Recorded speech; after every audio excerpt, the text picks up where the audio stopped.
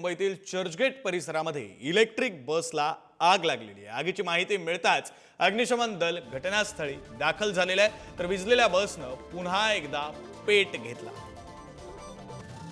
दृश्य आपण पाहतोय मुंबईतील चर्चगेट स्टेशनच्या बाहेरचीच ही दृश्य आहेत। एका इलेक्ट्रिक बसनं पेट घेतला आणि त्यानंतर अग्निशमन दल वेळीच त्या ठिकाणी पोहोचलं। प्रतिनिधी रिद्धेश हातीम आपल्यासोबत जोडले गेलेले आहेत। अधिकचा तपशील त्यांच्याकडून घेऊया। रिद्धेश, साधारण किती वेळापूर्वी ही घटना घडलेली होती? आता नेमकी परिस्थिती कशी आहे?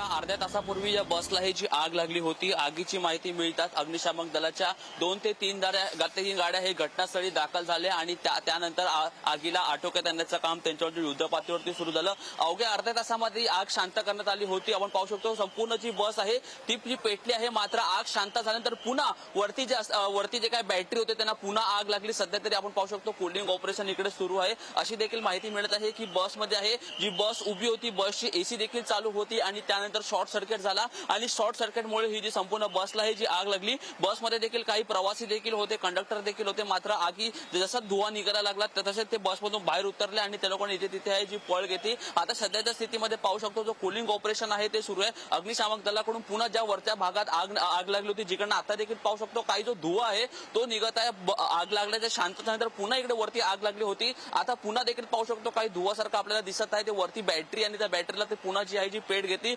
सध्याच्या स्थितीमध्ये संपूर्ण घटनेमध्ये पाहिलं तर सुदैवाने कुठली जी जीवितहानी आहे ती झाली नाही, मात्र या संपूर्ण बसीला अचानक असं इलेक्ट्रिक बसीला आग लागल्यामुळे एकंदरीत नागरिकांमध्ये जे भीतीचं वातावरण आहे या बसला घेऊन ते निर्माण झालंय। कारण आपण पाहू शकतो ही जी इलेक्ट्रिक बस आहे आणि इलेक्ट्रिक बसमध्ये शॉर्ट सर्किट झाल्यामुळे या संपूर्ण बसीला जी आग लागली होती।